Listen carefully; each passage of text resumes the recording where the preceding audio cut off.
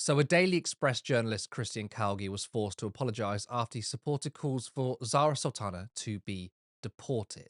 So, Zara Sultana tweeted about the Maccabi Tel Aviv sort of controversy.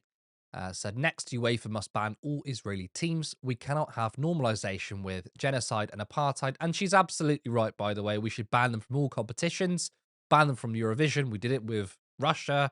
The same should be done with a genocidal state. And then Kristen Calgi quote tweeted saying, cannot wait until my taxes no longer fund Zara's salary. Okay, there's nothing actually wrong with that. He's just saying hopefully she's no longer an MP. But then a random account tweeted underneath and said, cannot wait until my taxes fund deporting Zara. And Calgi said, even better. So Kristen Calgi is saying, I agree that a British born Muslim MP, Zara Sultana, should be deported. He then came out and apologised, but it was quite literally a half-assed apology. I wish to apologise to Zara Sultana MP for my inappropriate response to a message on X. It was wrong of me to do so, and I am sorry. Taking a break from X to prioritise my mental health. So, first of all, that's a pathetic apology. It's pathetic to blame mental health. By the way, right, if you have mental health issues or you're going through mental health or mental health crisis, right, that doesn't make you a racist asshole. He also should probably take his own advice since he doesn't like it when people use mental health as an excuse for shitty behavior. General reminder to people with power. Don't use your mental health or the fact that you've discovered your sexuality as an excuse for abusing people with less power than you. It's pretty damn insulting. He's right. I agree with Calgi in 2020. Don't use mental health as an excuse. And he's just done it. So he should have taken his own advice. Zara Sultana responded to the apology by saying, inappropriate. I think the word you're looking for is racist. If you're going to apologize, don't do it mealy-mouthed. Go and educate yourself. And your employer, the Daily Express, could start by actually apologizing and providing you with some anti-racism training. She then made another tweet, a mainstream journalist calling for a British MP to be deported. Is it because I'm Muslim? Next time, just say it with your chest. They'll tell you fascism in this country is a working class phenomenon. That's a lie. It's the ruling class and their snivelling lackeys like Christian here who want us divided. Don't let them win. By the way, she's absolutely right. The media sort of push this narrative that it's stupid working class people who are racist. Now, working class people are not immune from being a racist, but it is literally an elite phenomenon. I mean, it was invented by the elites to stop peasants from revolting. It's the way to divide the working class.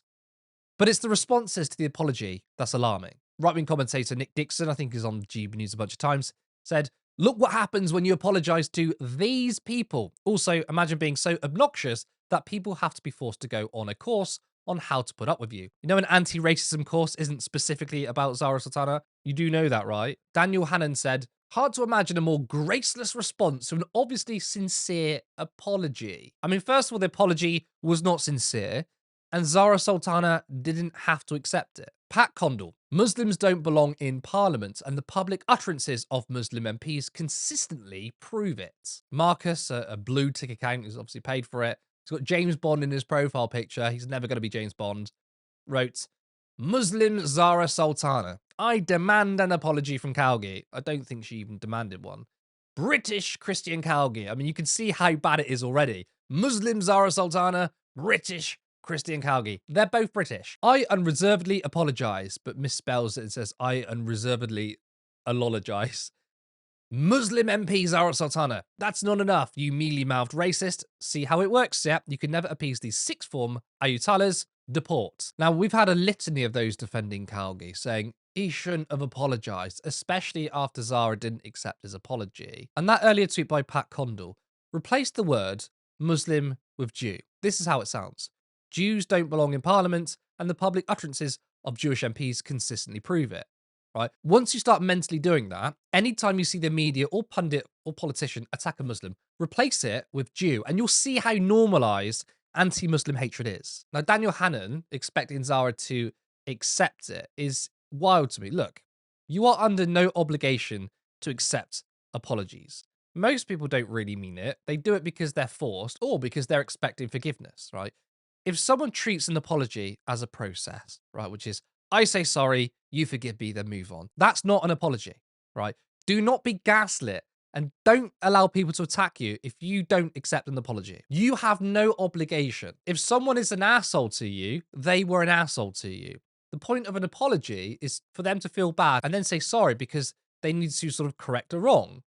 But there is no expectation for someone then to say, I accept your apology. Even if their apology is sincere, you have no obligation to do so. And if people expect you to accept the apology, it means that they don't agree with the apology in of itself. So when Dan Hannon says, well, he did sincerely apologize, which wasn't sincere, and it was graceless that Zarah didn't accept it, that means Dan believes that Christian shouldn't have apologized. And you could even say probably agrees with the initial statement, because that's how it works, right? If you mess up badly, you should apologize because that's the right thing to do. If they don't accept it, you should still believe in that apology because that's what an apology is. So all these people saying, look, he said sorry and she didn't accept it means you can't give an inch to these people. No, that's not how it works, right?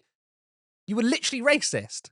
People being racist about Zarah Sultana. She has the right not to accept it. And for those that say, see, she's not accepting it, you can't give an inch, it's because these people think that she should be deported. So fuck these people.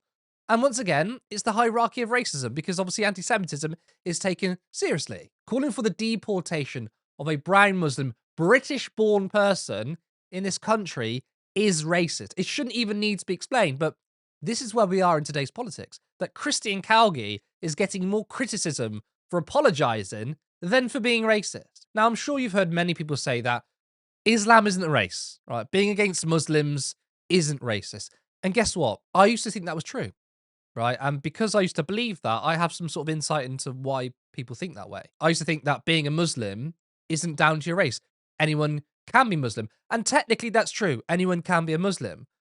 Therefore, when someone is spouting anti-Muslim bigotry, they're not being racist because it has nothing to do with the color of their skin.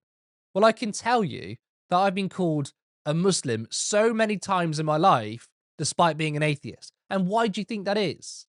No one would say it to a white person. So it's completely racialized. Yes, it is racist. Now, this is day 3 of the Maccabi Tel Aviv controversy. It's still being highly talked about because the weaponization of anti-Semitism continues. But a major part of this weaponization is simply so people can be racist and Islamophobic. People now say stuff like, Birmingham is overrun.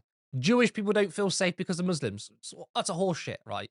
These Zionists and Israeli apologists couldn't give a fuck about Jewish people. They're using their identity to create, basically, a religious and racial war. Figures like Tommy Robinson, who's in Israel at the moment, is a shill for the Zionist state, right? He spent his entire life attacking Muslims. Not because they care about Jewish people, but rather it's a proxy war for white supremacy. Many Zionists see Israel as the defender of Western civilization, which ironically, it's Western when it suits them, and then it's suddenly indigenous to the Middle East when that suits them too. Rather than treating Israel-Palestine for what it is, a settler, colonial, ethno-nationalist project to take over Palestine and the wider region, they are trying to make this a war between Judeo-Christian values and Islam.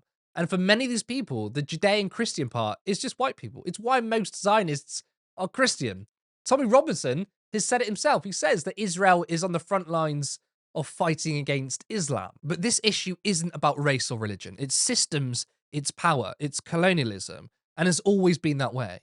You have to understand the increase in anti-Muslim bigotry and Islamophobia isn't an accident. It's a manufactured war to bolster Israel. It's why you see so many pro-Israel people being so disgusting towards Muslims. And Zarah Sultana, being a Muslim MP and anti-Zionist, by the way, which is worth noting, is a massive target for the fascists, who, by the way, will pretend to be friends with Jewish people. But if the fascists win, they'll turn on Jews pretty damn quickly.